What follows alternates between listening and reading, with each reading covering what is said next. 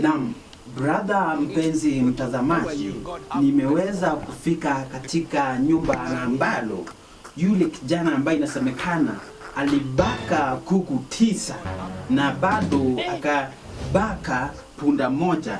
Nimeweza kufika na nikamuona na akasema kwamba yeye ajutii kubaka hawa kuku 9 ama huyu punda, na ningependa tu kuongea naye ndio aseme kwa nini alibaka hawa kuku na punda mmoja.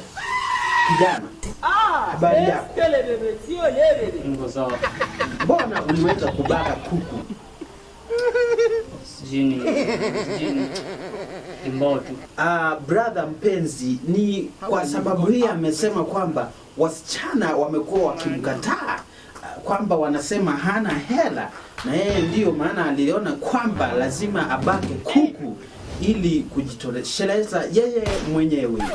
Nikiripotia runinga ya Inoro hapa, jina langu ni Jonah Wakioi.